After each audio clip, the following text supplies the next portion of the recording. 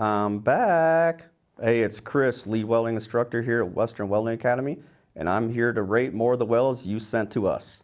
All right, first weld we got up is Bennett, 17 years old, been stick welding for about 6 months now. All right, Ben, so first thing, you gotta clean that material. That is the best thing you can do for a good, strong, sound weld. All that contamination on the surface, rust, mill scale, all that, messes up penetration, can cause porosity depending on how excessive it is.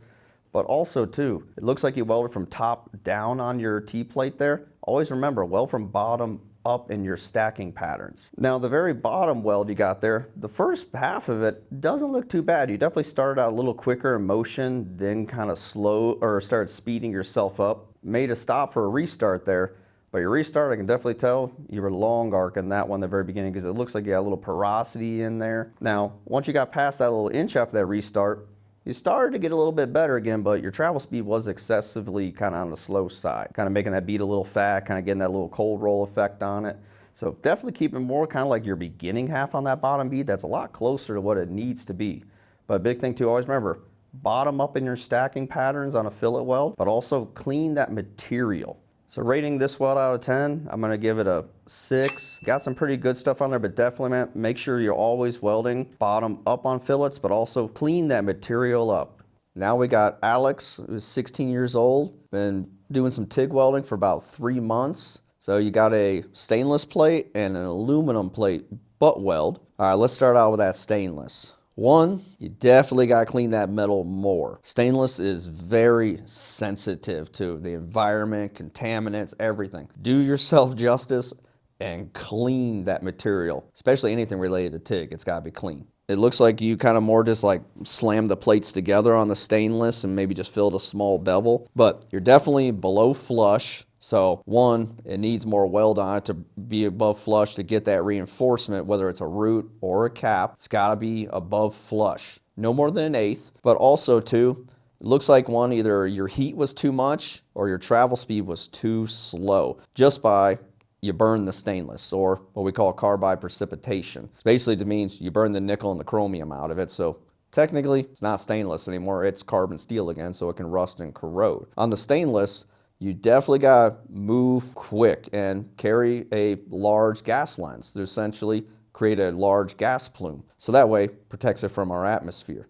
So definitely pick up the pace on that. Gotta check that amperage, see if it might be too hot for you, which looks like it is. Just especially by the way the ripples form, they're almost all coming together like one smooth puddle, so kind of a sign of too much heat. Now on your aluminum, definitely, once again, got to clean that metal up a little bit. Now with the aluminum, you got to remember, you got to start out hotter than you think you have to, but as you're going down, you actually got to lower the heat, which is great when you have a foot pedal, which I'm hoping you had one, so that way you can adjust. Just because in the beginning, you can see where the puddle's real cold, didn't want to wet out for maybe first inch or so, and then it kind of started to wet in nicely. Got to space those dabs out a little bit more. Kind of dab, push that puddle more, dab, push that puddle more. But also, as you got down to the last inch or so, you can see your puddle all of a sudden just started over wetting. And that's what I was saying about, you kind of got to start out hotter, get that puddle fluid and moving, and as you're going down, you kind of got to temper the heat, start getting off of the heat,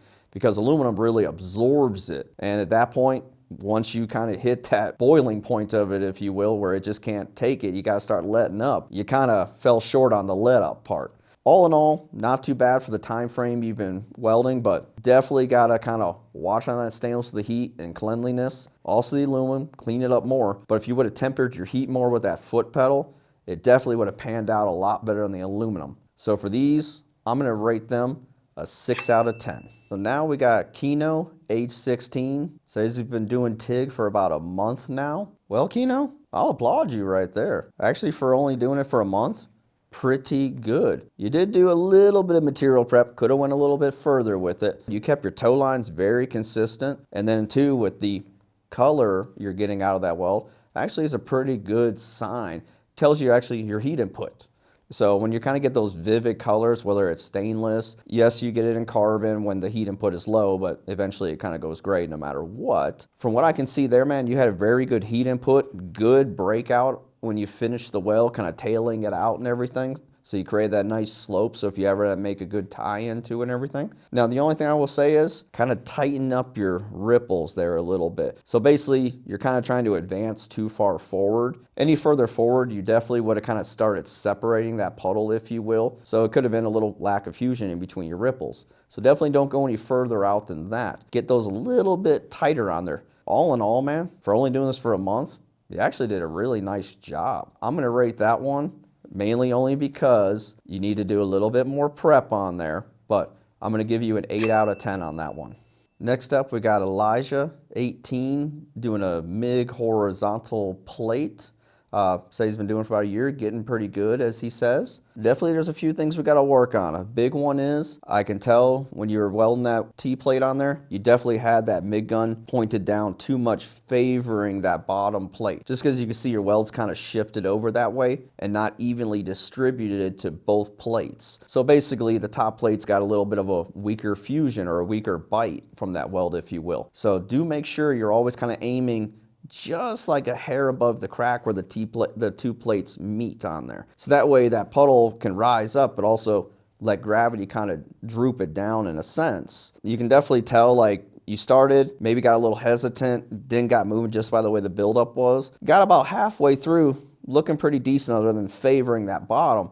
But towards that ending, I could tell that's where you got real uncomfortable because your movements and everything started kind of getting a little bit sloppy. You definitely long arced it a little bit at that ending by the looks of it, just by the amount of that spatter on there. So do make sure that you're always remembering, always be comfortable. Start out a little uncomfortable, but finish comfortably. So that way you can carry that good repetition all the way through. But unfortunately, due to that, basically that toe line shifting out, you kind of lost it at the end there, got some spatter going on.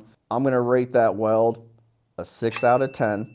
Minimal things to correct there. Like I said, make sure you're always keeping that puddle evenly distributing, carry that momentum all the way through comfortably. Now, if you hit a point when you're getting uncomfortable, just tap out, get repositioned comfortably again, make a nice tie-in, and finish out that weld. All in all, pretty decent. Still got a few things to work on there. For our last weld, we got Ian, who's 23 years old, doing some MIG welding. Well, Ian, your MIG weld doesn't look too bad, doing some flux core by the looks of it. Pretty nice stacking pattern though for that multi-pass weld there. Did pretty good with your overlap, I will say.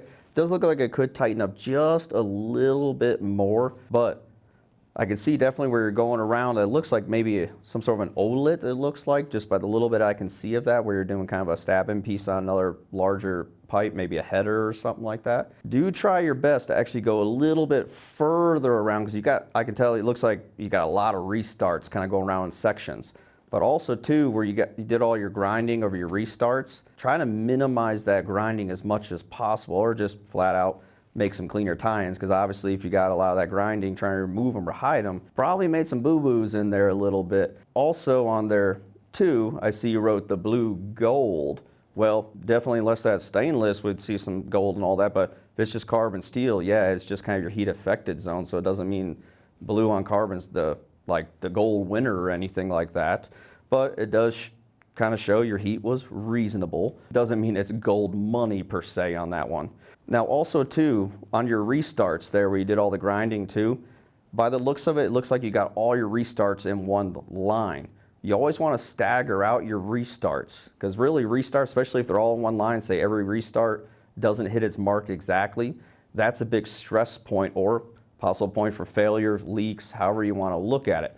Not very good on that end. But other than that, did pretty good. Like I said, just tighten that overlap up a little bit, but rating this one out of 10, I'll definitely give it a 7 right there. It was pretty good. A few little things, like I said, make sure you don't do so much grinding on those restarts, but also try and make it a little further around, so that way you have less restarts, because the fewer restarts you have, less chance of failures you have. Well, that's all I got for today. Thanks for watching this video. I hope you enjoyed it, but if you want us to rate your welds, go to our website. Under the Connect with Us, you will see the Rate My Weld tab. Submit your welds there, and I will happily rate them on the next video. Don't forget to join us on YouTube and TikTok every other Monday, where we do a Rate My Weld live. And we will see you next time.